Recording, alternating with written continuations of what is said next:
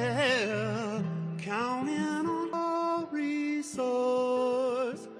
Okay, open up your eyes. I think you're more than a terrified witness behind the arbitrary line. The arbitrary line.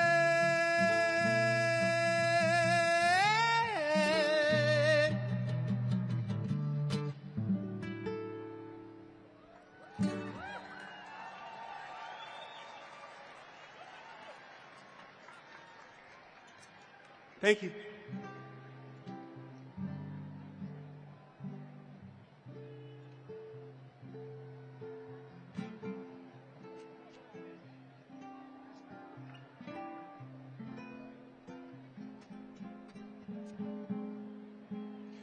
Los Angeles, this is our home. Tonight we'll snuck into bed. The tree frogs asleep in the treetops, and the hedgehog asleep in the hedge. All dream of the green of forest. That's the green of being, and the blue of oceans. That's the blue of dreaming.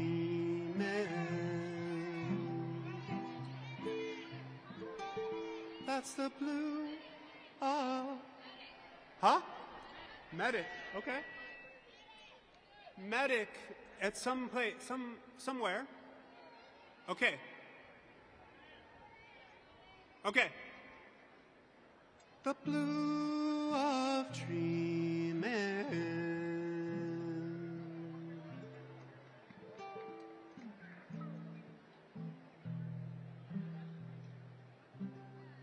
Now the night stretches out over the city asleep. The stars are safeguard over heaven, but the earth is just ours to safekeep. So let's dream of the green of forest. That's the green of being, and the blue of oceans. That's the blue of dreaming.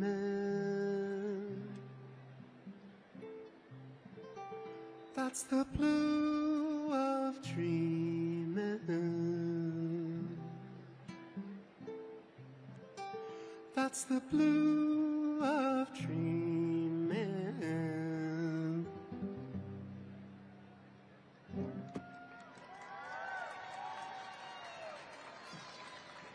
Thank you. Thank you. I want to play one more song. I want to have up to the stage Molly and Jody. Help me sing. Here we are.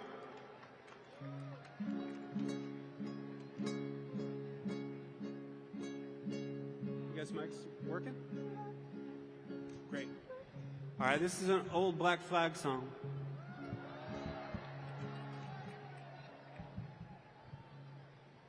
Jealous cowards try control. They distort what we say. Try to stop what we do. Yeah, when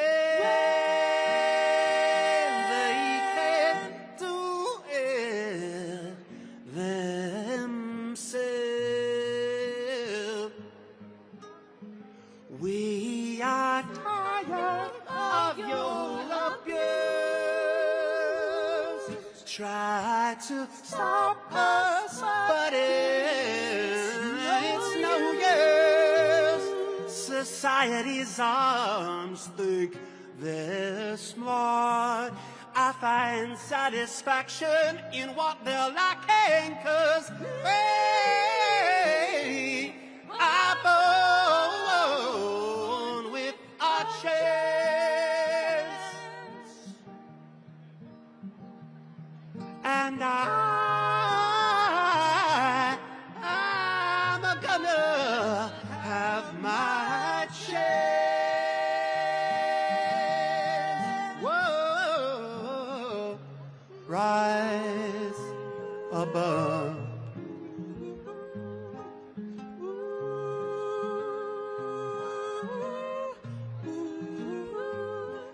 rise above.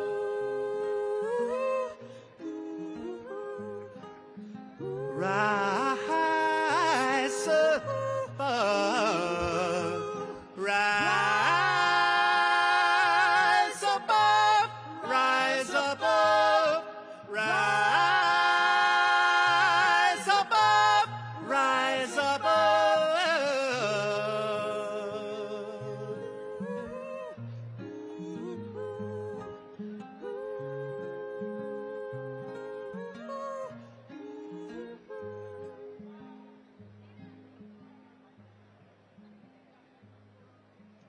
We are tired of your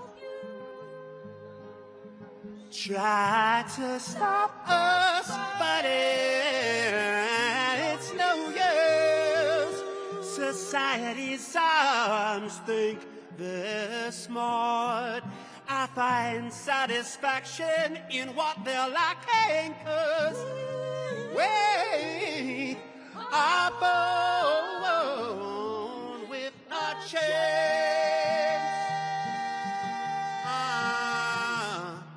And I'm gonna have my chance. Whoa. Rise above, rise above, rise above, rise above, rise above, rise above, rise above, rise above, rise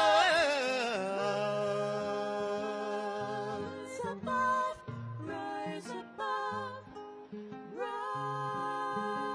rise above, rise,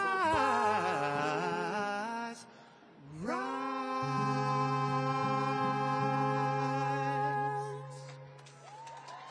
David Longstrap, the Dirty. Thanks so much.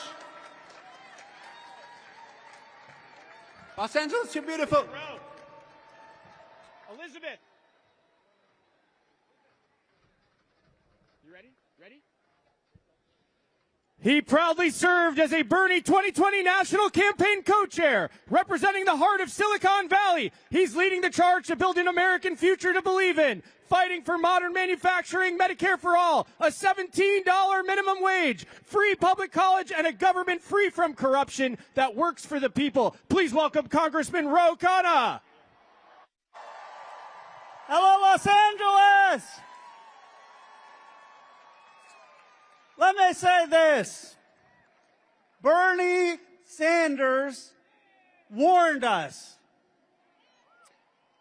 In 2016, he warned us about the unholy alliance of wealth and power.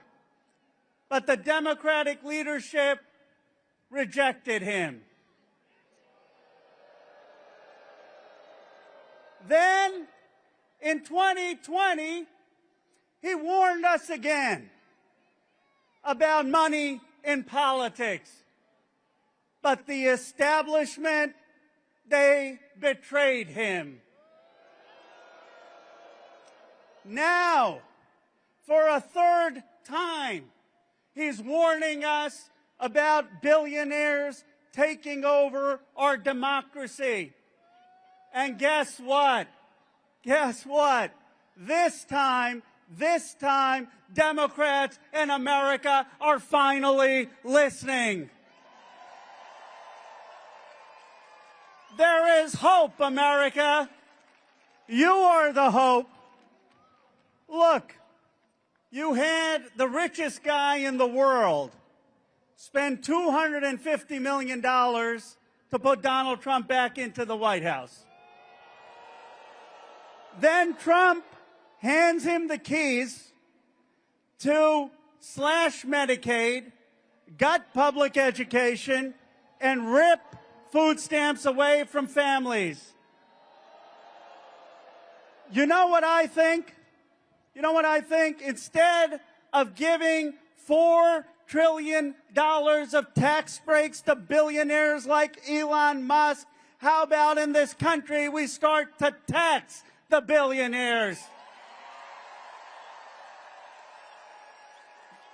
Government is not the problem. Government is for the people.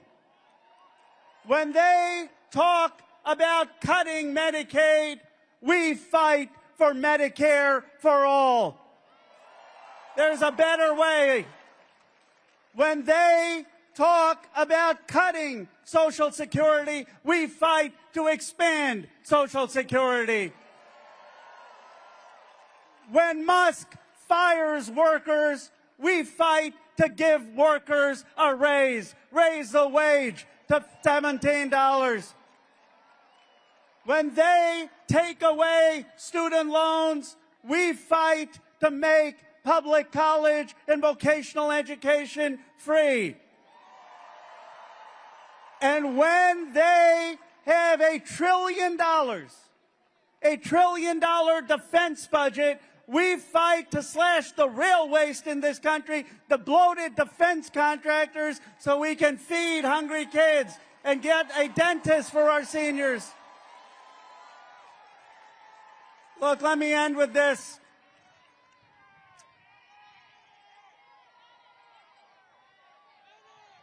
I was proud.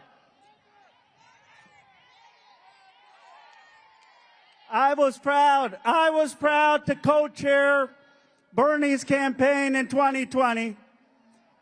And some people said, oh, it was a campaign of anger, but to me, it was always a campaign of hope. It was a campaign about a better way for America, about America's promise. And I'll say this, today, seeing thousands of you gathered here and thousands more rising up in every town and every city in America, I have never been more hopeful about our country. Hopeful that enraged and caring citizens will usher in a new progressive era. Hopeful that together we will build a beautiful multiracial democracy for dignity and respect for everyone. Let us fulfill Bernie's dream and build that America. My friends, I'm now so honored that I get to introduce, and I'm not exaggerating, I've been in Congress 9 years, I've seen a lot. I get to introduce the greatest progressive leader in the House of Representatives. Let me tell you something. Bernie Sanders has the Medicare for All bill in the Senate. This leader has the Medicare for All bill in the House of Representatives. When other people were ducking for cover and not raising their voice against deportations, this leader spoke out for immigrant rights as human rights. When people did not have the courage to speak out for the human rights of Palestinians, this leader spoke out with courage for the human rights of people in Palestine. All of the progressive legislation we got under Joe Biden because of the campaign of Bernie Sanders, all of it happened because she was the leader of the Congressional Progressive Caucus. The greatest CPC chair, one of the greatest leader we have of progressives in the House of Representatives, Pramila Jayapal.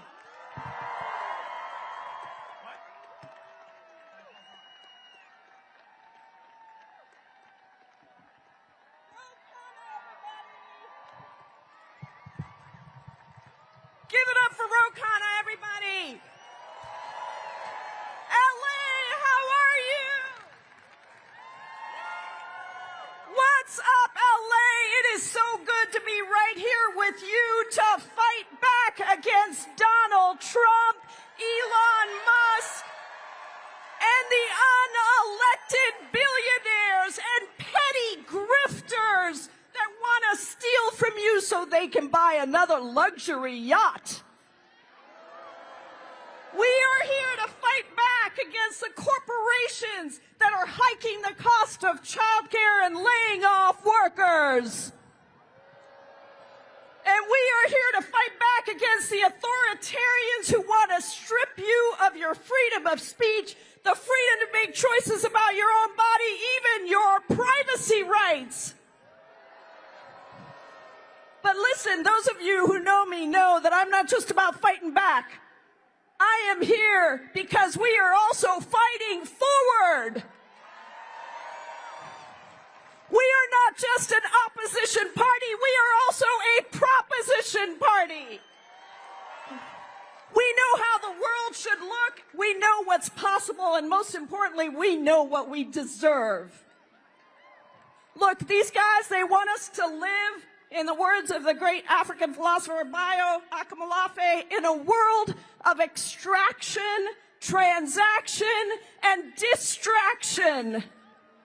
But we know our world is powerful when we live in a world of connection and cooperation and participation, of true economic and social freedom. And that power is endless, and that is exactly why they are so scared of us, because of our power. Now, I'm not going to lie to you. This is not going to be easy. They are taking everything that everyone has worked so hard for and making it even harder. How the hell are you going to buy a house when the rent is already too damn high? And Donald Trump is hiking up the prices of lumber and drywall. How the hell are you going to afford groceries when the prices of eggs and fruits and vegetables just keep going up and corporations keep price gouging? And how are you going to afford health care that is already too expensive when they just want to give big pharma and big private insurance companies more profit while they privatize Medicare? And listen, it's all so they can give themselves a $5 trillion tax break on your back. And we are saying we are fighting back. We're in LA. Now, here's the thing. We have gotten complacent in America. I think we have believed that our democracy was going to survive and we wouldn't have to do much to protect it. And we're seeing that that just ain't so. And we have to change course. And in my mind, we got to do three things. We have to resist and train ourselves for the next step. We've got to defeat the oligarchs and the dictators that are trying to take over our country. And we have to rebuild anew a world that gives genuine economic and social freedom to every person to thrive, not just barely survive. So right now at this rally and rallies that Bernie Sanders and my friend Alexandria Ocasio-Cortez are doing around the country, more and more people are bringing our power out. When over 3 million people came out just last weekend at the hands-off rallies, what did we bring out? Our power! And at the many actions to stand up for Mahmoud Khalil and Kilmar Abrego Garcia, and the trans people and immigrant kids right here in LA Unified School District who were detained by ICE, who were being terrorized, LA people across the country stood up. Our power. Now, in addition to the rallies, we got to train and educate ourselves actively for what's coming. We need to learn tools. We need to learn tactics from powerful movements across the world. And that's why I launched the Resistance Lab trainings. We have had over 20,000 people in 3 weeks sign up. There's one tomorrow morning, 10 o'clock to 12 o'clock. You can sign up at PramilaForCongress.com because we need to get ready. We need to get strike ready. We need to get street ready. We need to get ready to take down these dictators and oligarchs. Take down the people who are destroying our unions and our institutions, selling off our public goods and resources to the highest bidder, and stripping us of our Social Security, Medicare, and Medicaid. And when we do that, That's when we rebuild the world we know is possible, where every single one of us, white, black, and brown, every race, every class across America, gets to just live a decent life, where we have a roof over our head, food on the table, education for our kids, and dignity with Social Security when we retire. That is all we are demanding. And by the way, that's exactly why Bernie Sanders and I are introducing again the Medicare for All bill in just a couple of weeks. Now, if you all are ready for that vision of the world that we are building anew, then I want you to take the hands of the people next to you, raise them up in the air, and show that our coordinated resistance is stronger than their hate. That our love is greater than their greed. And that our power will eclipse their cruelty. Thank you, LA. Thank you for everything you are doing. And now, I have the great honor of introducing an absolute legend, Grammy Award winner, Rock and Roll Hall of Famer, and the person who had the moral voice of nonviolent resistance movements throughout the history of our country. Please welcome Joan Baez.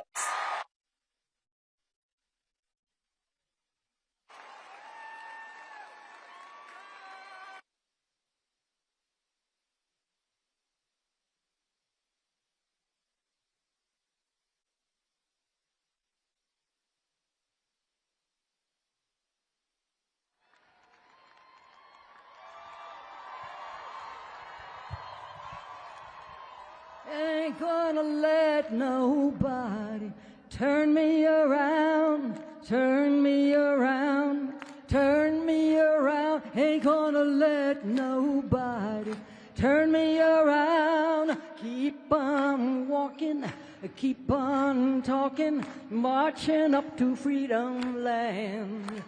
Ain't gonna let no hate and bigotry turn me around, no, turn me around, no. Turn me around, ain't gonna let no hate and bigotry turn me around. Keep on walking, keep on talking, marching up to freedom land. Ain't gonna let no white supremacy turn me around, no, turn me around, no, turn me around. Ain't gonna let no white supremacy turn me around. Keep on walking, keep on talking, marching up to freedom land. Ain't gonna let those lousy billionaires turn me around, no, turn me around, no, turn me around. Ain't gonna let those lousy billionaires turn me around. Keep on walking, keep on talking, marching up to freedom land. Ain't gonna let nobody turn me around, turn me around, no, turn me around. Ain't gonna let nobody turn me around. Keep on walking, keep on talking, keep on singing, keep on swinging, marching up to freedom land.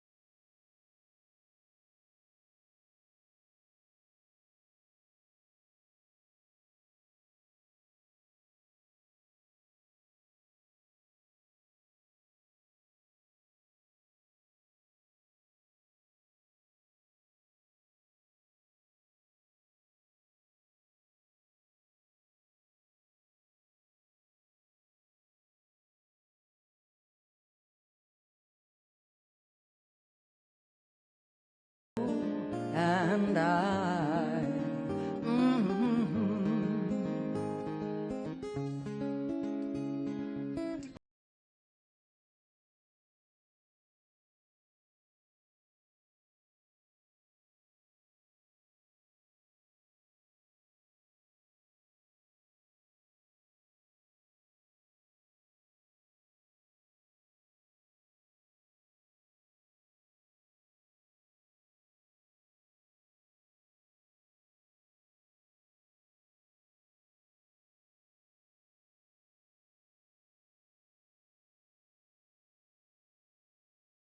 Go you and I.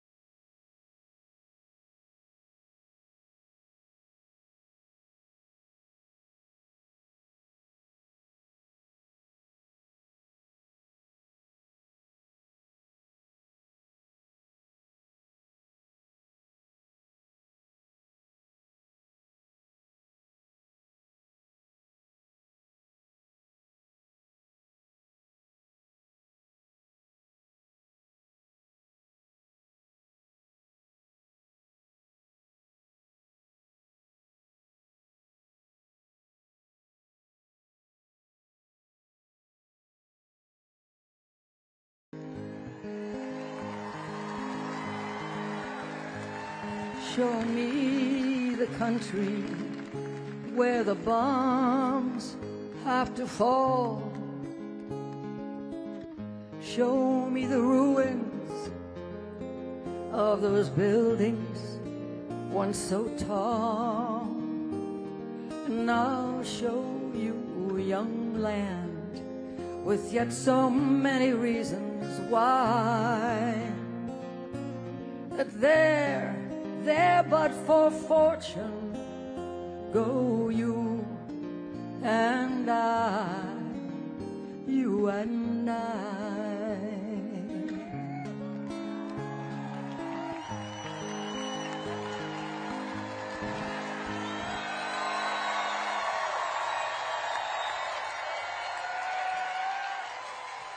Thank you.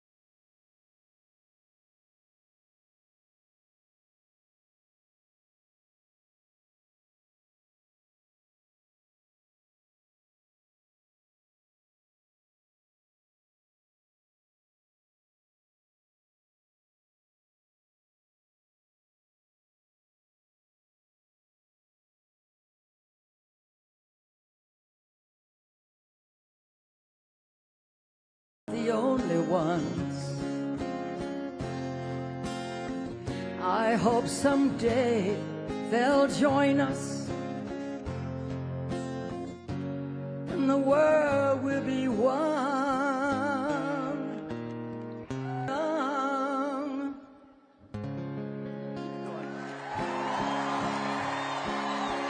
Imagine no possessions. Ha! I wonder if I can. No need for greed or hunger. A family, I hope someday they'll join us, and the world will live as one. Thank you.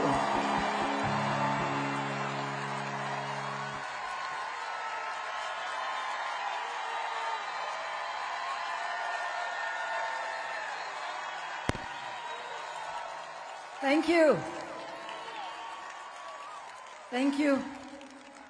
And now I'm proud to introduce the first woman of color, the first person of color to ever be the president of the California Labor Association, Lorena Gonzalez.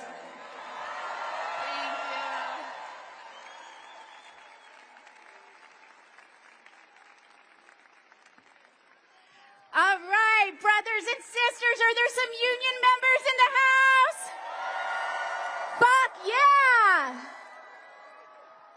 So my name is Lorena Gonzalez, and I am proud to be the president of the California Federation of Labor Unions, representing 2.3 million workers in California who are unionized, and countless more who want a fucking union. I gotta tell you, I've started by telling you, I brought 2 of my 5 kids up here today with me, because what we're doing here is not just about us, it's about the next generation that deserves more than what we're giving them right now. So I gotta tell you, there's a question, a rhetorical question that we often ask in organized labor, right? It's a question. Which side are you on? This question was lyrics to a song in 1931 in Harlan County, Kentucky, written by Florence, whose husband was a United Mine Workers organizer who was being harassed by the corporate goons and the government. And she asked, which side are you on?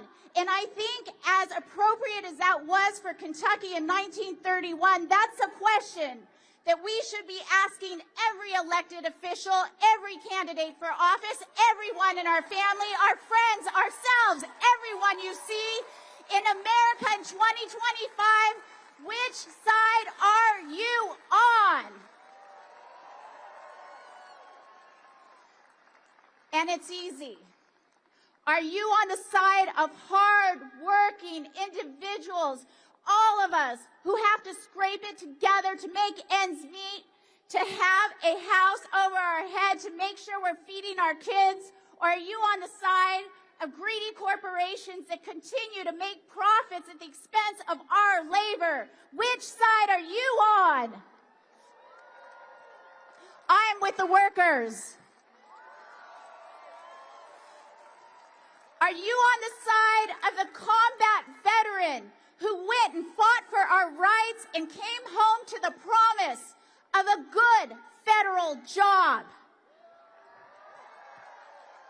Or are you on the side of a bone-spurred chicken hawk commander-in-chief who, without notice or reason, laid those workers off? Hell no! Are you on the side of retirees and hardworking Americans because of the economic chaos over the last few weeks saw their pension and retirement security get gutted? Or are you on the side of the 1% and corrupt politicians who got richer out of the market manipulation that we saw last week? It should be easy. What side are you on? I'm on the side of the workers.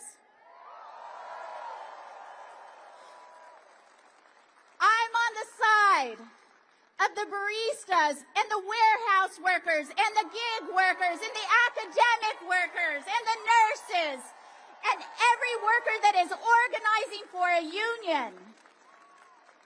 Not on the side of corporations like SpaceX and Starbucks and Amazon, who are in court right now trying to take away our inalienable right to form a union and collectively bargain. Fuck no, I'm with the workers. And this is serious. As a daughter of an immigrant, I have to ask you, are you on the side of a young sheet metal apprentice, a graduate student, a farm worker, children who've been ripped apart from their families and deported to another country without notice? Or are you on the side of some bootlicking deporters who imprison them without due process? Hell no! I'm with the workers. So, as much as Harlan County in 1931 seemed like a long time and a long way away, it's not that different from America in 2025. And so when you're asked, what side are you on? We have a simple answer in organized labor as well. When they come for us, when they investigate us, when they threaten us and harass us, we say, I'm not afraid. I'm sticking with the union. Fuck yeah. All right, so I could not leave without my favorite chant. This is going to take a lot of fighting, all of us together, collectively fighting what is happening in Washington now. Because when we fight,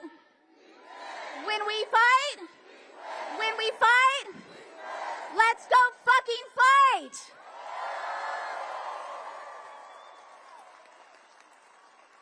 It's now my pleasure to ask you to welcome up the multi-platinum Grammy Award nominated artist, producer, and songwriter. Give it up for Maggie Rogers.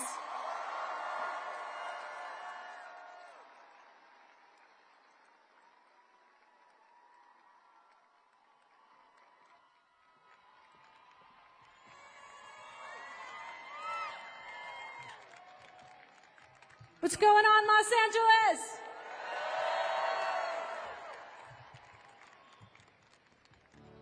Welcome to Bernicella.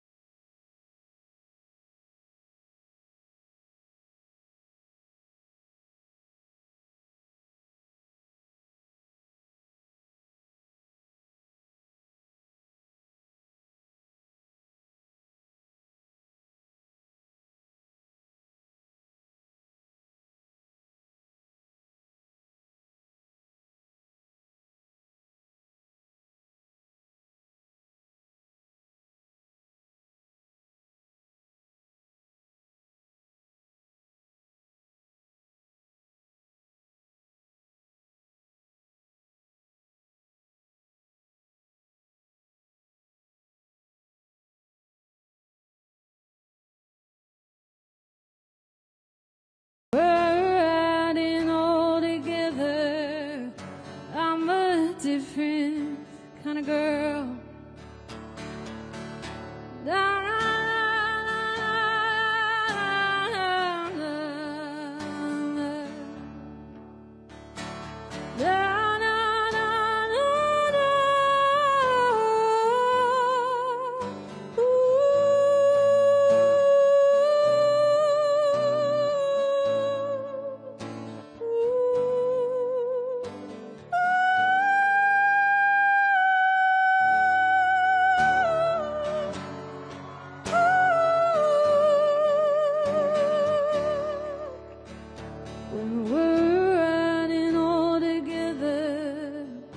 It's a different kind of world.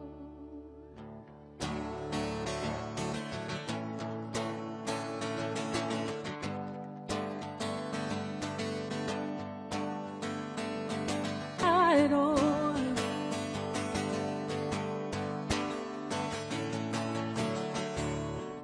If you leave the light on.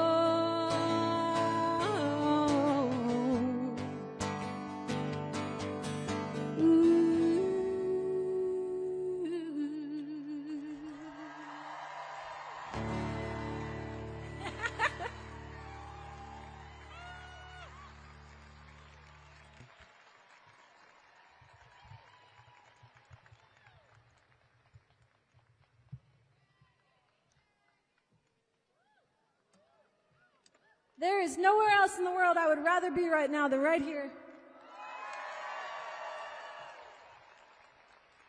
Days like today remind me that the people will always have the power. And I'm so inspired to stand with you today for a future that includes everybody.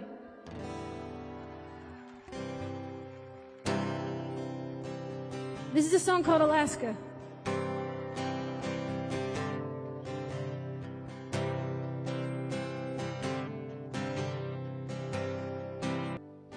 You and I,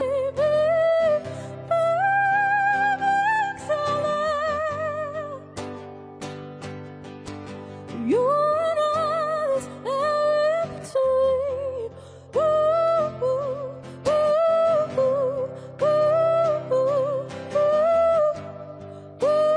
ooh. You and I, there's air in between. Ooh, ooh, ooh.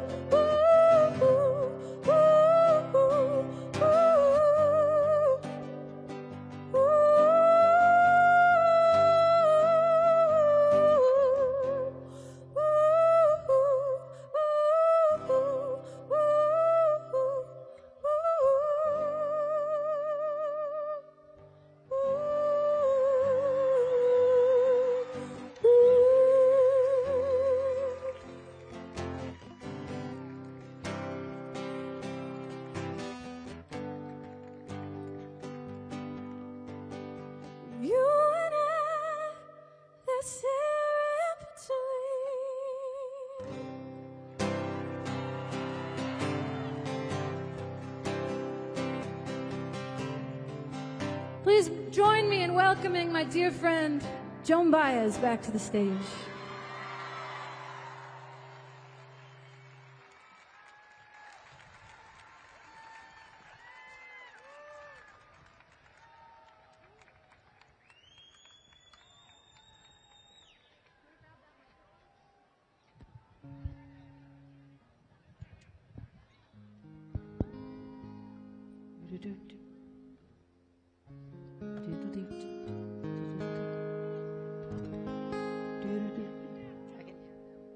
Really?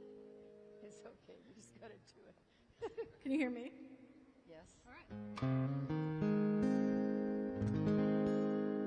Oh, beautiful for spacious skies, for amber waves of rain, for purple mountains, majesties above the fruited plain.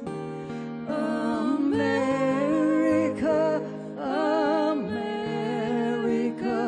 God shed His grace on thee, and crown thy good with brotherhood from sea to shining sea, and crown thy good with sisterhood from sea to shining sea.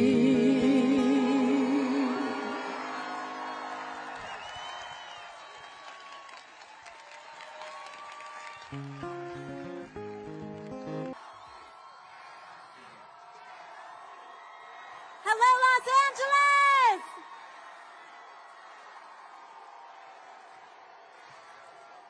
How are we feeling, LA? Thank you, thank you, thank you. Thank you all so much for joining us today. I want to thank each and every one of you for making the effort to be here today. Thank you, thank you, thank you, thank you. And quickly, I'd love to also thank some of our excellent members of Congress who have joined us here today. We've got Judy Chu, Nanette Barragan, Gil Cisneros, Jimmy Gomez, Sydney Kamlager-Dove, Luz Rivas. Of course, you also heard from Pramila, Jayapal, and Ro Khanna earlier today. Thank you all so much. My name is Alexandria, and some of you may know me as AOC. And from the bottom of my heart, thank you for welcoming me to Los Angeles. And also, happy Passover to all of our friends celebrating this weekend. Thank you. You know, we're all here together because we share in the frustration and heartache that comes from watching those in power actively tear down or refuse to fight for everyday working Americans like us. And we are here together because an extreme concentration of power, greed, and corruption is taking over this country like never before. Oligarchy in America. And we must acknowledge the terrifying moment that we are in right now. And that what we are hearing and seeing with our own eyes is, in fact, happening. We are watching our neighbors, students, and friends being fired, targeted, and disappeared. It is real. People we love are being targeted and harassed for being trans or queer. Our coworkers, U.S. citizens and immigrants alike, are being disappeared off the street by men in vans with no uniform. Educators are being fired for teaching American history accurately, and activists are being detained with no charge or evidence for using their First Amendment rights, especially when they use them for Palestinians. In fact, the Trump administration admits that it has jailed Mahmoud Khalil, a young husband and father from New York, without any evidence or charge of a crime.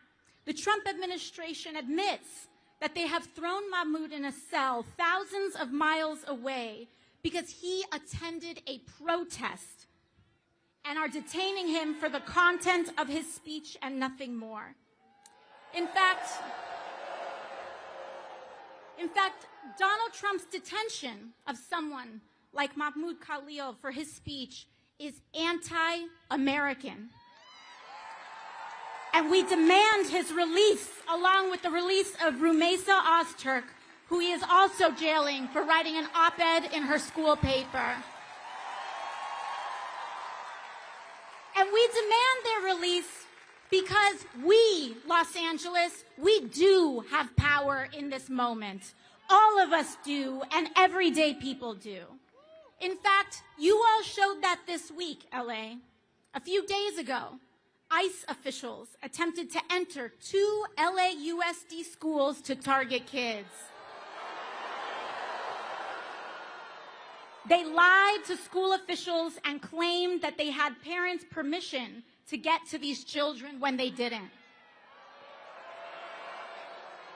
But it wasn't just a lawyer or a judge that said no. It started with everyday people, school staff, and employees who spoke up when they felt something was off And it was the teachers and principals that stood strong and said no to protect their kids when it could have been easier to say yes out of fear. You defended them, LA, because it will never be just institutions and officials alone that uphold our democracy. It will always be the people, the masses, who refuse to comply with authoritarian regimes, who are the last and strongest defense of our country and our freedoms. Because we know, Los Angeles, that a better world is possible, and we are willing to do something about it. But to get there, we need to be honest about how we got to this place. Because this moment did not come out of nowhere. It has been a long time coming. The destruction of our rights and democracy is directly tied to the growing and extreme wealth inequality that has been building for years in America. It is not a coincidence that billionaires like Elon Musk dumped billions of dollars in this election to elect Trump. And I'll tell you, LA, he sure as hell isn't doing that out of charity. For years, we have known that our political system has slowly but surely become dominated by big money and billionaires. Time after time, we have seen and experienced how our government and laws are more responsive to lobbyists than to the will of everyday people. And we also know that the agenda of dark money to keep wages low and to loot our public goods to give to the rich is deeply unpopular with people of all backgrounds, all parties, and all places. Just look at what Republicans have been quietly doing in Congress. They have been voting just this week to advance cuts on hundreds of billions of dollars from Medicaid and veterans benefits and Social Security so that they can take that money and give it to the billionaires who elected them in the form of tax cuts and sweetheart government contracts to companies like SpaceX. And you know who voted for that from California, by the way? David Valadao of California's 22nd, Young Kim of California's 40th, and Ken Calvert of California's 41st. They know that that's not what you want. They know that it is deeply unpopular. They know that it hurts you, but they are not here to serve us. They are here to serve themselves and the billionaires who have paid them, oligarchy. And they know that the only chance they have to get away with such an unpopular agenda, to get away with stealing in plain view, is to stoke deep divisions among us along lines of race, identity, and culture, to keep us fighting and distracted. This has been the big money playbook, not just now, but for decades. And that is why Donald Trump is not an aberration. He is the logical, inevitable conclusion of an American political system dominated by corporate and dark money. And if we are here to defeat him, we must defeat the system that created him.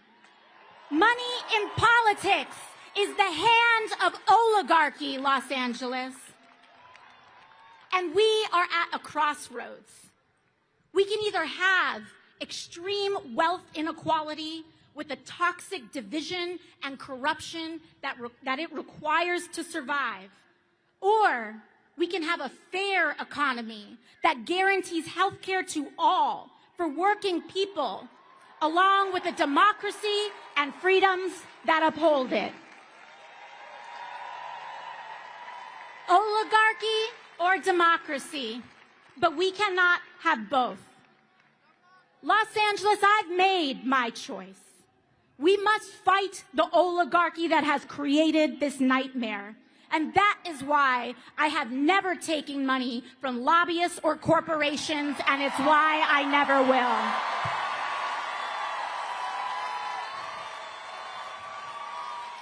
You know, when I first got to Congress, I was genuinely shocked by how this place worked. Even having run against dark money on a campaign against it in the first place.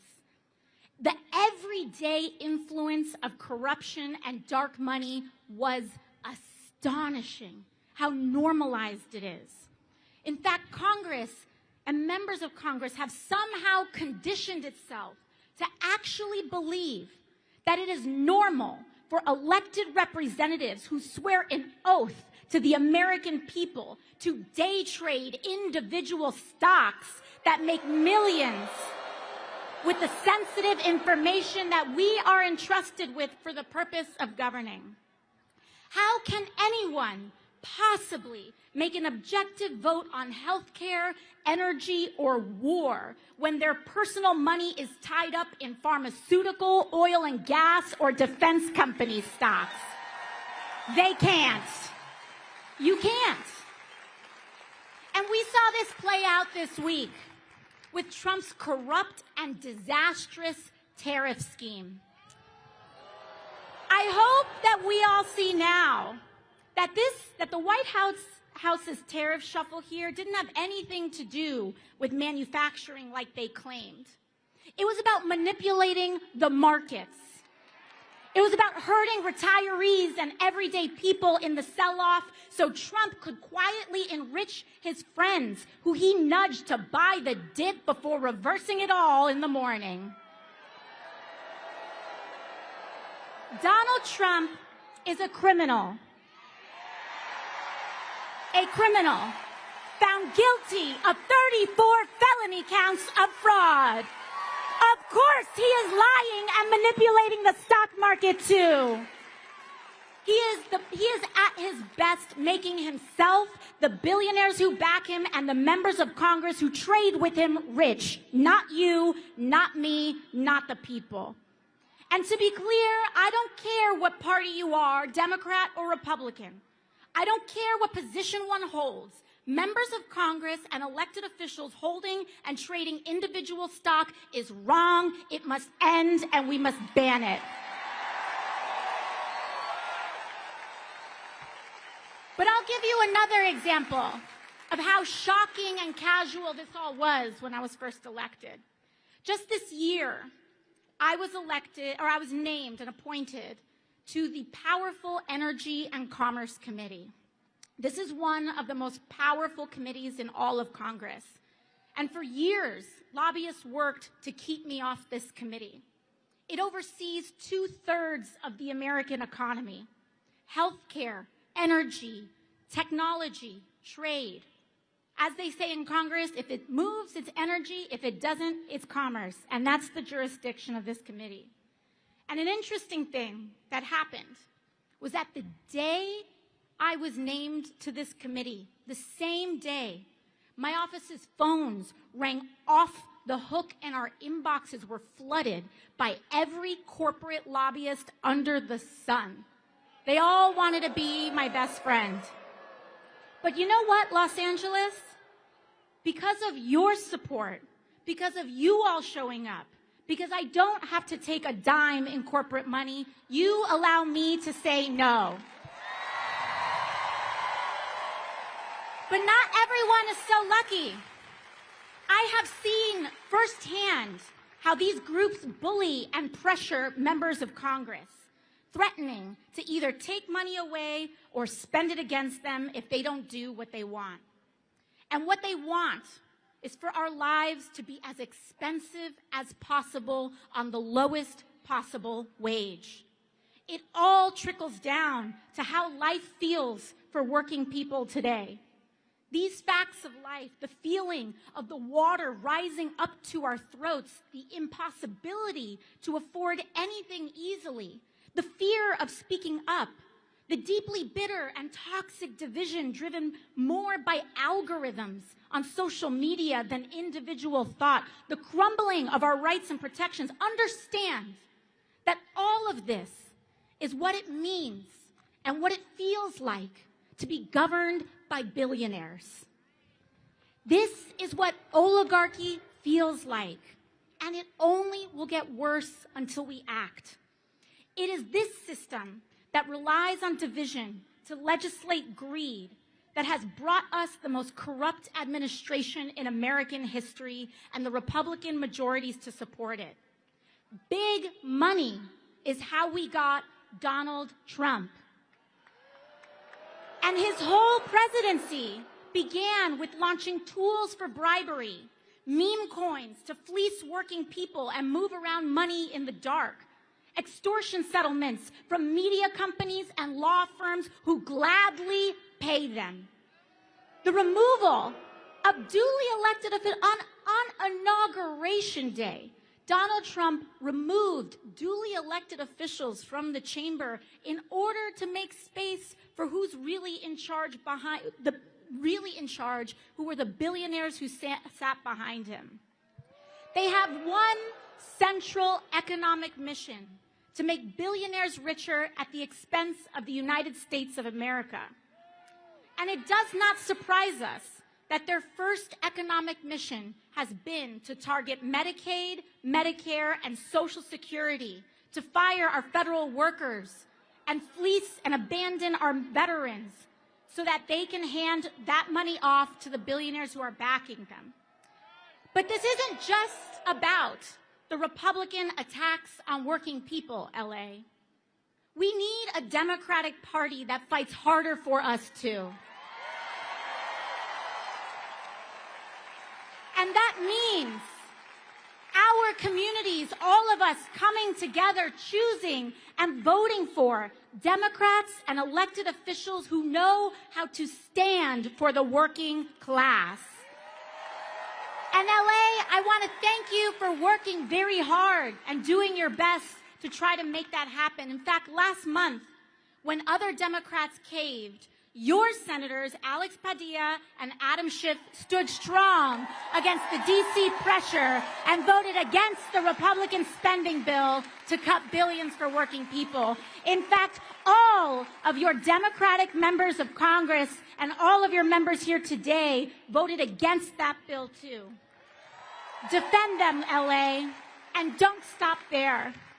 I want you to look at every level of office around and support Democrats who actually fight, because those are the ones who can actually defeat Republicans. So, folks, you know what that means. We have to start working now to give David Valadao, Young Kim, and Ken Calvert the boot and replace them with a brawling Democrat who will stand for the working people of California. But beyond elections, LA, our task is to build community. Block associations, volunteer groups, church organizations, PTAs, activist organizations, because community is the most powerful building block we have to defeat authoritarianism and root out corruption. This is the path to guaranteeing health care to every American, to establish a living minimum wage, to take on skyrocketing rents and mortgages, to tackle the climate crisis, and establish a country where the American dream is actually possible for all of us. I come from a working class family. My mom cleaned houses. My dad worked to start a small business, and they worked so hard just to make life possible a little bit better for my brother and I. And when I was a teenager, my dad was diagnosed with cancer. He passed away before I was even 20 years old, and the rug was pulled out from us, all in the middle of the 2008 recession. So many of us live like this. One accident, one bad day, one piece of bad news away from our lives falling apart. We don't have to live like this anymore, Los Angeles. We can stand with one another and stand for ourselves. And we might come from different places, but we share the same experiences.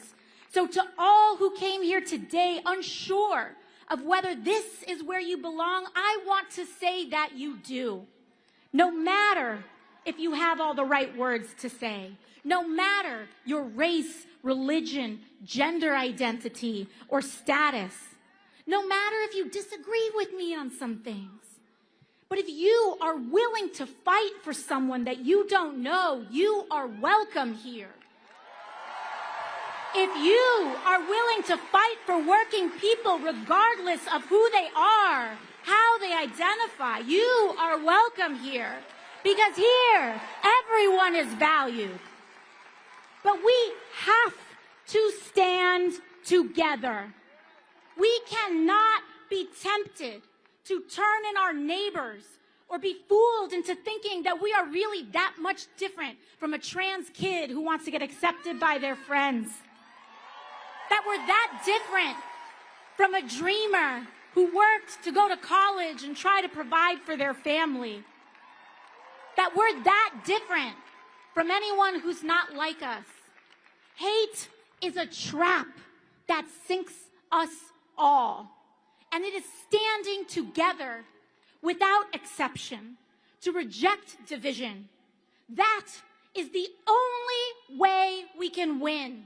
It's the only way we can win.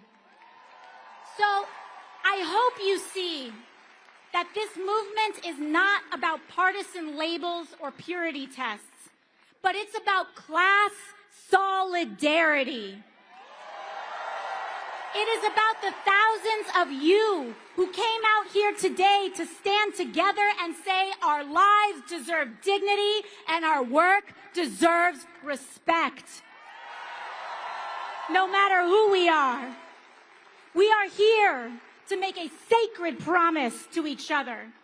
And our goal today is to commit to building the kind of country we all deserve. And we will make that promise to take care of each other on our worst days and to share in the successes of our best. Thank you so much, Los Angeles. And it is my honor here today to introduce someone who has dedicated his life to bringing us together. So let's get loud and let's be grateful because Senator Bernie Sanders is in the building. Come on down, Bernie. Power to the people. Power to the people. Power to the people. Power to the people, right on. Power to the people. Power to the people. Power to the people. Power to the people, right on.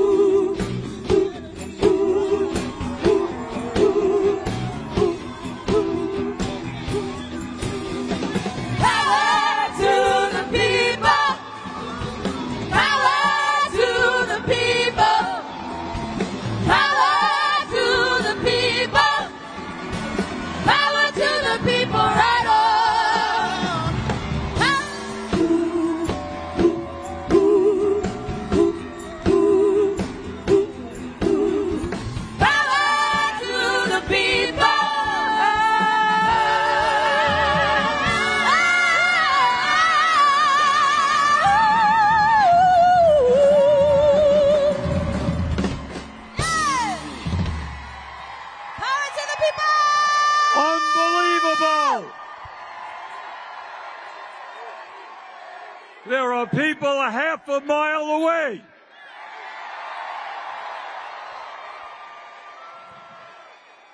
Let me... Nope.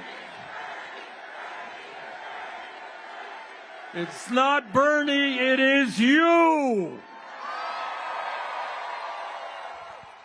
Let me thank our brothers and sisters in the trade union movement for being here.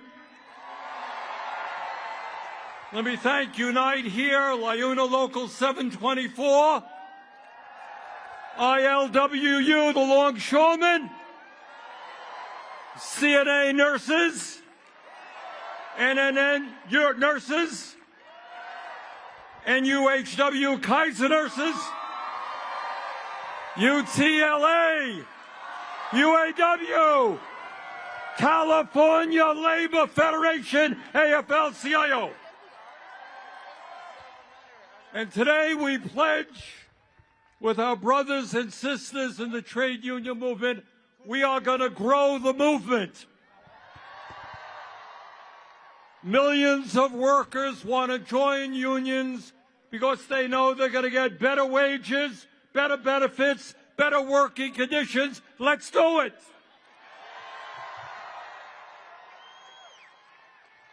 And I want to thank the musicians who have been with us today. So great. Ray's Gospel Choir, thank you. The Red Pears, Jeff Rosenstock, Indigo D'Souza, Dirty Projectors, Joan Baez, Maggie Rogers, Neil Young. And you know why we had all of these great musicians here today? It's not just to entertain you. It's more than that. We're going to make our revolution with joy. We're going to sing and dance our way to victory against hatred and divisiveness. So I want to thank all of the musicians who have been with us. And I want to thank the political leaders who have been here, Ro and Pramila and Jimmy. Thank you. And mostly, I want to thank all of you. And I want to tell you something. You are making Donald Trump. Now we need a medic. Medic. Okay? Okay. Your presence here today, and by the way, there are some 36,000 of you. The largest rally that we have ever had.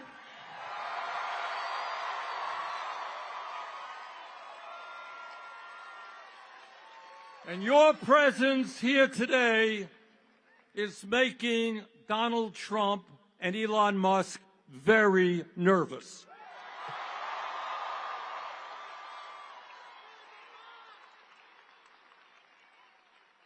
Last time we did a rally in Denver, a little bit smaller than this. Thank you, LA. Elon Musk announced that everybody at the rally, or most of the people, were paid organizers. Anybody here get paid to come today? And Donald Trump, very envious of sizes, he said, well, Bernie has rallies of 2,000 or 3,000 people, can't compete with Trump. He lied. So I invite the president to come to LA. Tell the people here why you think it's a great idea to cut Medicaid and nutrition and health care so you can give tax breaks to billionaires. The people of LA would love to hear that.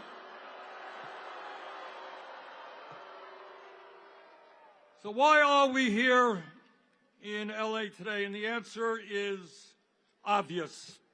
We are living in a moment of extraordinary danger. And how we respond to this moment will not only impact our lives, but will impact the lives of our kids and future generations. And in terms of the climate, it will depend, we can depend on whether or not the planet Earth survives. That's why we're here today.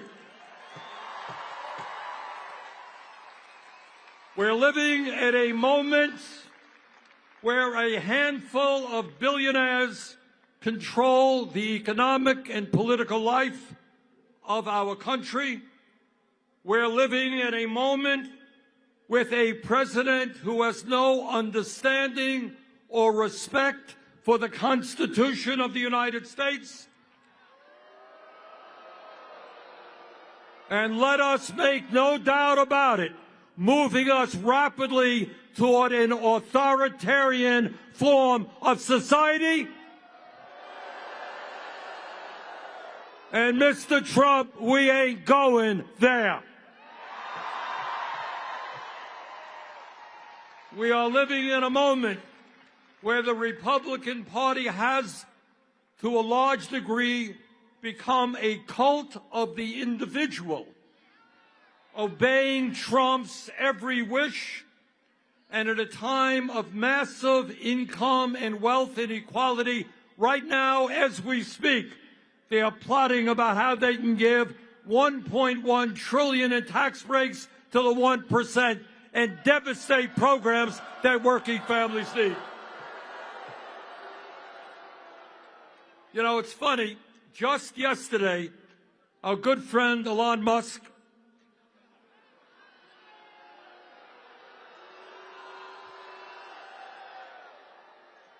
Mr. Musk sent out a tweet. And in essence, he said, you know, Bernie Sanders has been talking about the growth of oligarchy year after year after year. Well, Elon, you're damn right. That's what I've been talking about.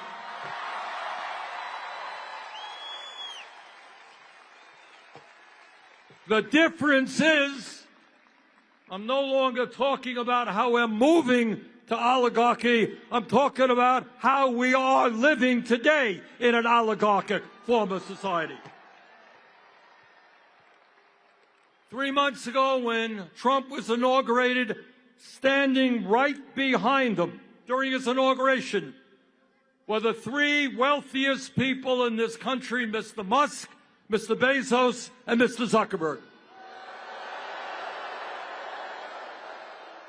And right behind them were 13 other billionaires who Trump had nominated to head up major federal agencies. And that, brothers and sisters, is what oligarchy is all about. You know, lately, given what's happening in America, I've been remembering the history lessons that I learned when I was in the 6th grade. And I remember, and I think many of you will recall, when you think about your education, you'll remember hearing about Abraham Lincoln on the fields of Gettysburg in 1863. And that was just a few days after 20,000 Union soldiers had either died or been wounded fighting against the nightmare of slavery. And Lincoln looked out on that field, and this is what he said, and you will all remember it. He said, quote, we here highly resolve that these dead shall not have died in vain, that this nation under God shall have a new birth of freedom, and that government of the people, by the people, for the people, shall not perish from the earth.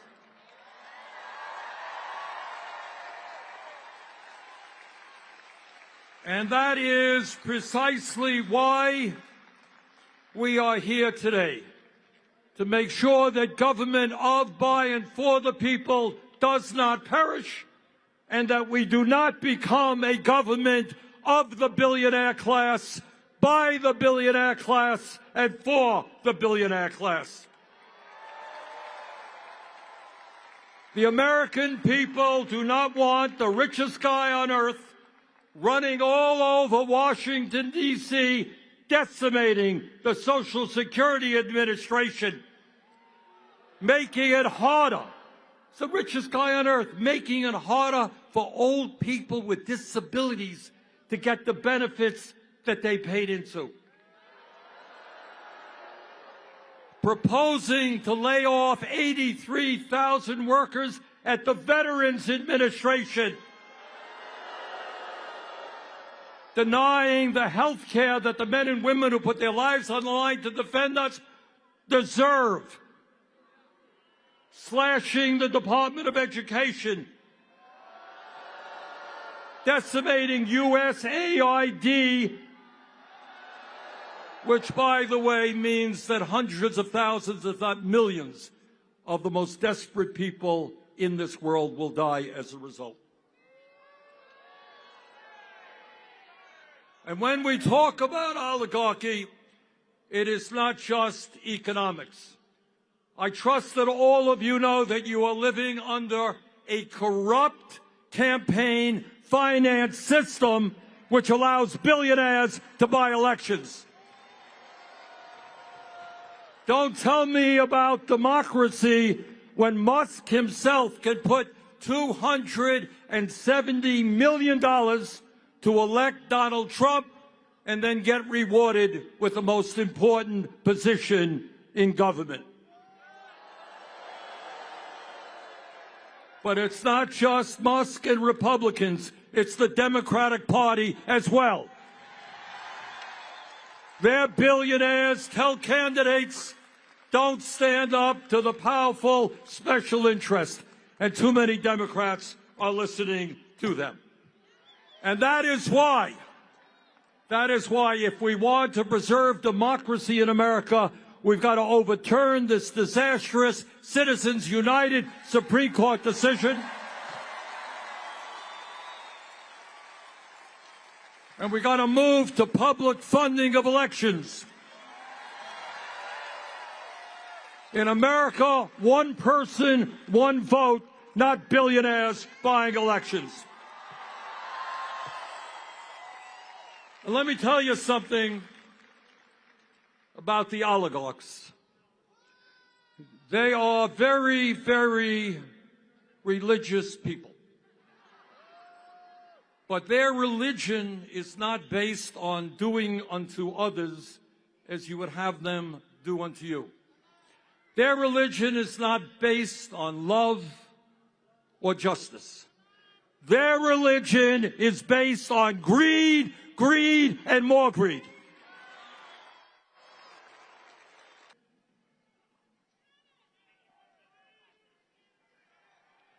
Okay, raise your hand where the problem is. Okay, can we get somebody there? We got it, somebody? Okay, thank you.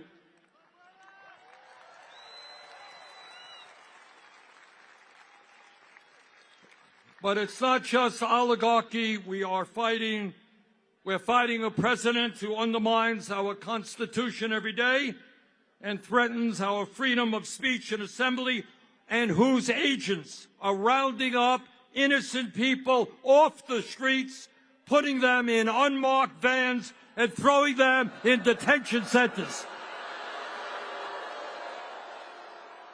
That is what happens in dictatorships, not democracies.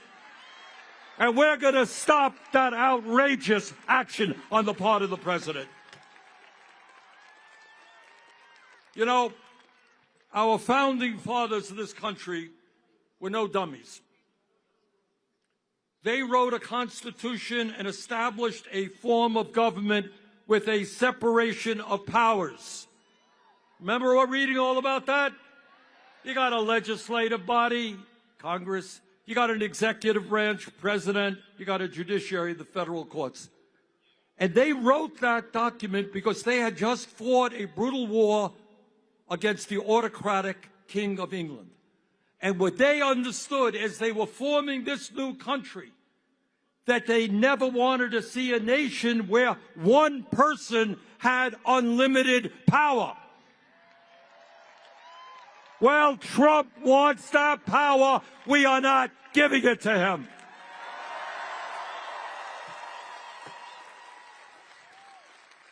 Trump is suing the media because they say bad things about him.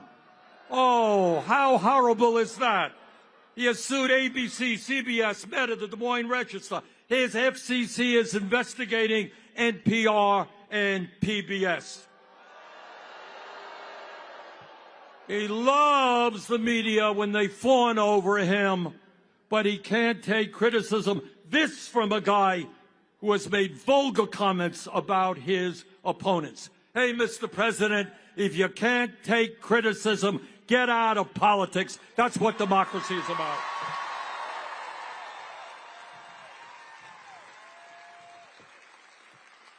Trump is going after the powers of Congress. He is illegally abolishing agencies that Congress created. He's withholding funding that Congress has appropriated. He is establishing tariffs that he has no legal right to do. But it's not just the media and Congress that he's trying to intimidate. In an absolutely outrageous and unconstitutional way, he is going after the judiciary. His view is if a decision comes down from a judge that you don't like, you try to get rid of that judge and impeach him or her. He is going after law firms that have opposed him and his interest in the past, and disgracefully, a number of these law firms have caved in. He is going after universities. You know, the function of a university, school of higher education, is to pursue the truth, not to cave in to an authoritarian president to protect the federal grants they get.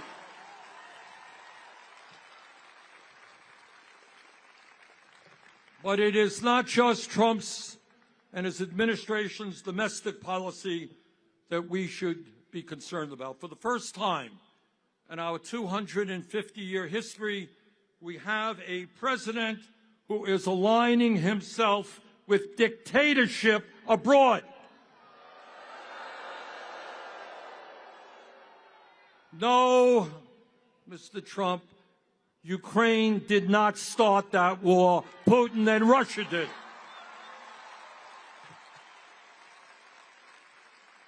We must lead the world in supporting democracies, not supporting Putin and dictatorships. So let me tell you something else. Trump wants over $8 billion more dollars to go to Netanyahu's war machine.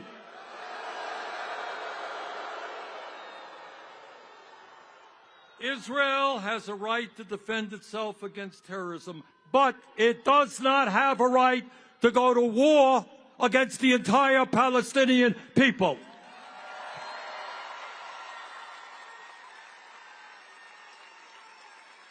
It does not have the right to kill 50,000 people, injure over 100,000, and destroy the entire infrastructure. And as bad as that is, Trump wants to expel the 2.2 million people in Gaza in order to create a playground for his billionaire friends.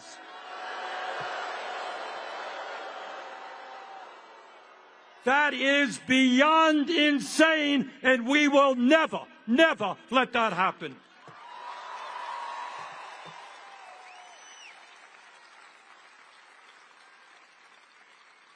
Brothers and sisters, not just oligarchy and authoritarianism. Our job right now, at a time when the very richest people in America are becoming phenomenally richer, our job is to create an economy that works for all of us, not just the people on top.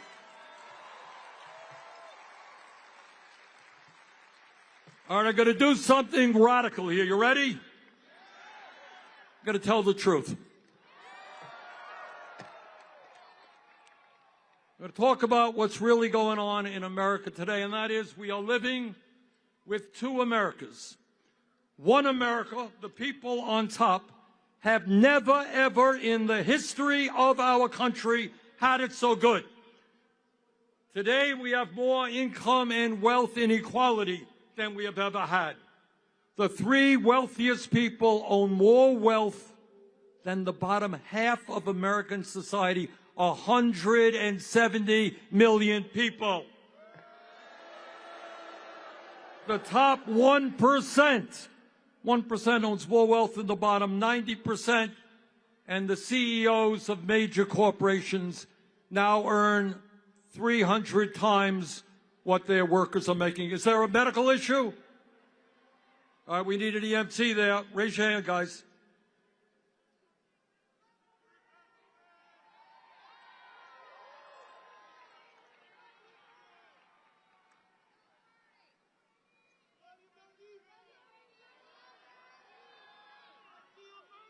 But it's not just income and wealth inequality. We have more concentration of ownership today than we have ever had. We have a handful of corporations owning sector and sector of our economy. So that is one America. People on top doing phenomenally well. Let me tell you about the other America that you know very, very well. And that is that 60% of our people are living paycheck to paycheck. Anybody here living paycheck to paycheck? All right, I grew up, unlike Donald Trump, I grew up in a family that lived paycheck to paycheck, so I know a little bit about that. And the result of living paycheck to paycheck is such, if you can believe it, that working class people in America die 7 years earlier than the rich. All right, going to ask you a question. Why is that? All right, you got it. The answer is stress.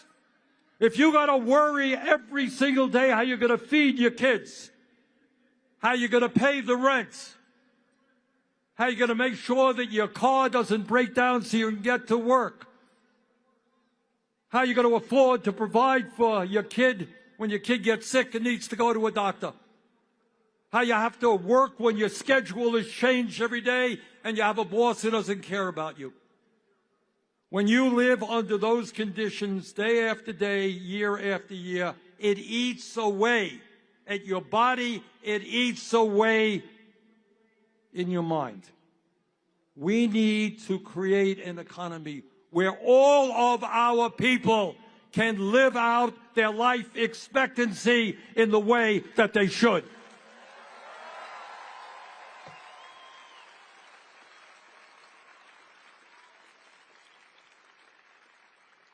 And you know why people all over this country are angry? In fact, some of them end up voting for Trump.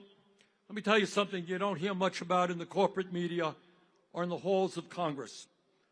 Today, if you can believe it, despite a huge increase in worker productivity, real inflation accounted for wages are lower today than they were 52 years ago.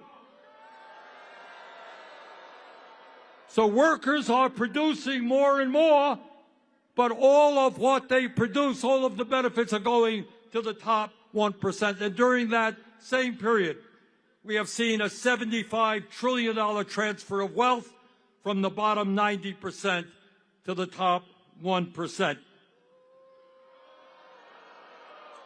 Today in America, half of older workers have nothing in the bank as they face retirement. And 22% of our seniors are living on $15,000 a year or less. And 800,000 Americans are sleeping out on the streets. Today, as I look at this great crowd, I remember another rally that I attended. I wasn't up here, I was way, way back. And that was in 1963. I was in Washington for Dr. Martin Luther King Jr.'s great I Have a Dream speech.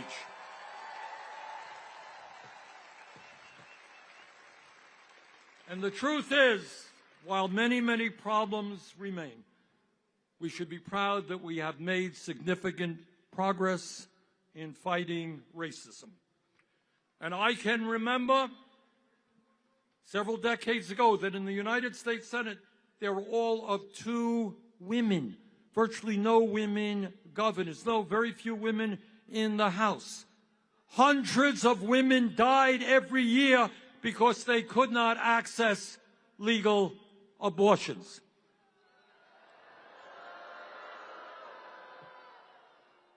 I can remember growing up when young people who were gay were ashamed to acknowledge that and suffered in their silence. And nobody back then would have dreamed that we would achieve gay marriage in many states in this country. So my point is that we have made and should be proud of the fact that we have made progress in a number of enormously important areas. But we should also be conscious that in perhaps the most important issue, the economic struggle that so many Americans are now engaged in, we have lost ground. Back in 1944, President Franklin Delano Roosevelt, one of the great presidents in the history of our country, he gave a State of the Union address. And this is what he said back in 1944. He said, you know what? We are a great country. We have a great Constitution. We have freedom of speech, freedom of religion, etc. But what we need to add to that is to understand that economic rights are human rights.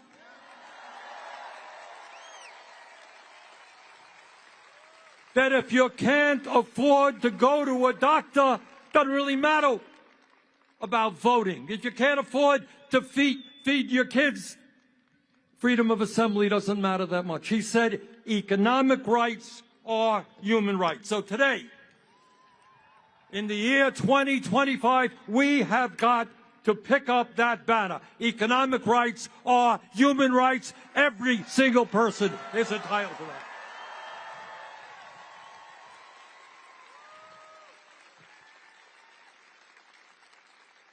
And this gets to a very fundamental issue. Musk and his friends see you as nothing more than workers to be disposed of. They got rid of tens of thousands of federal workers. And when information, artificial information, and robotics comes, they're going to throw you out on the street as well. They don't give a damn about you. They don't give a damn about your kids. And what we have got to do is say, sorry, we are human beings. And we are entitled to certain fundamental economic rights. So no, we are not going to give more tax breaks to billionaires. We're going to demand that they start paying their fair share of taxes. No, we're not going to keep a federal minimum wage of $7.25 an hour. We're going to raise that wage to a living wage. No worker in America should live in poverty. End of discussion.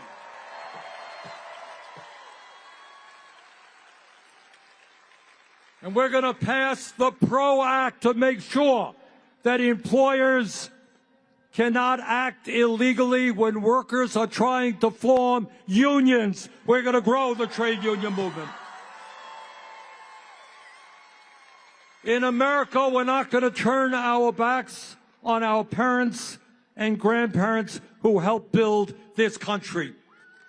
We're not going to cut Social Security. We're going to expand Social Security benefits.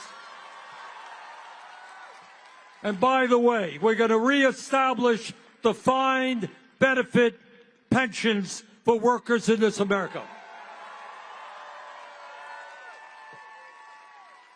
Instead of making massive cuts to Medicaid, we must do what every other major country on earth does. It ain't radical.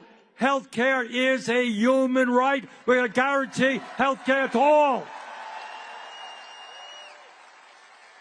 Through a Medicare for all single-payer system. The function of health care is not to make the insurance companies and the drug companies rich. And we're going to stop paying 10 times more for some prescription drugs than the people of other countries. We can lower prescription drugs by 50%.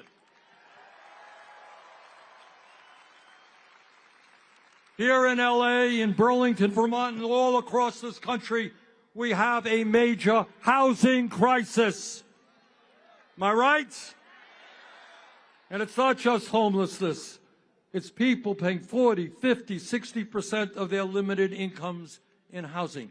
Instead of spending $1 trillion a year on the military, let's build 5 million units of low-income and affordable housing.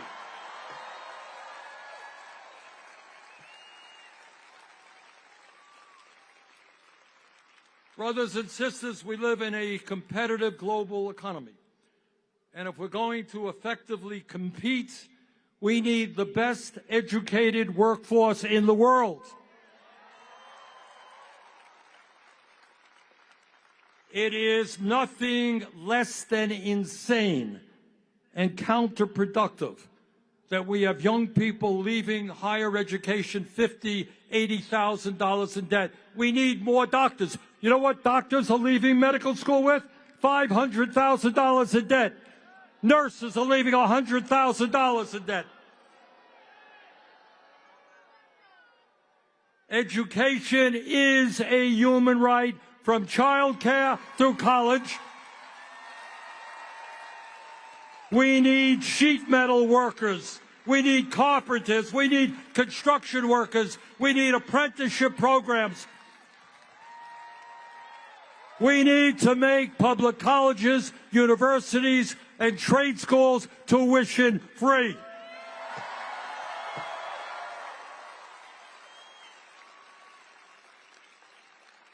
Donald Trump thinks that climate change is a quote-unquote hoax originating in China. This state, California, has gone through enough pain to know that climate change is not a hoax. It is an existential threat to this state, to Vermont, to the whole country, and the whole world. Instead of appeasing the fossil fuel industry who are lying and destroying our planet, we're going to transform our energy system and lead the world into sustainable energy and energy efficiency. And we create millions of good-paying jobs as we do that. Look, I don't have to tell anyone here that this is a difficult moment in the modern history of our country. We've never gone through anything like this. But this is what I do want to say. Despair is not an option. Giving up and hiding under the covers is not acceptable. The stakes are just too high. And let me tell you, when Donald Trump looks out at this crowd and they pay attention to this stuff, and Elon Musk does, you are scaring the hell out of them.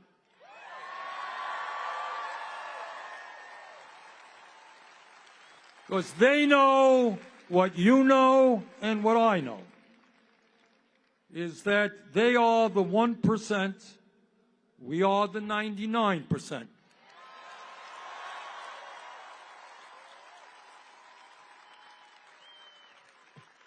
Back in 1857, when abolitionists were working day and night to end the nightmare of slavery, this is what Frederick Douglass, you all remember Frederick Douglass?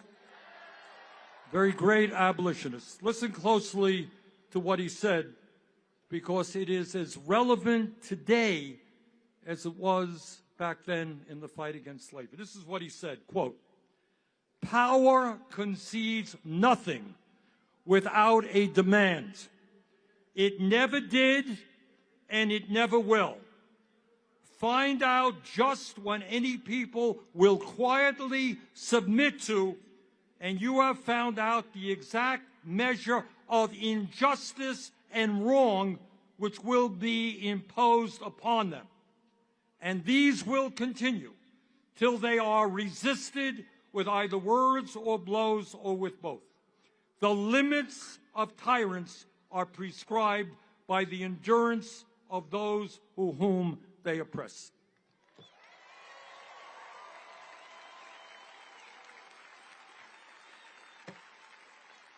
The oligarchy will concede nothing. They have the wealth, they have the power, they own Congress, they own the White House, they own much of the media, but they don't own us.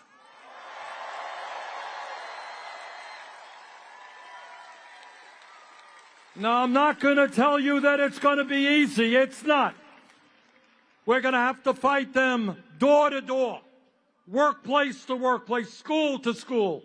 We're going to have to educate. We're going to have to mobilize. We're going to have to stand up in a dozen different ways. But from the bottom of my heart, and I've been to every state of this country, I don't care whether you're Republican, Democrat, or Independent, the people of this country do not want oligarchy. They do not want authoritarianism, and they want a government that works for all of us, not just the 1%. Thank you all very much.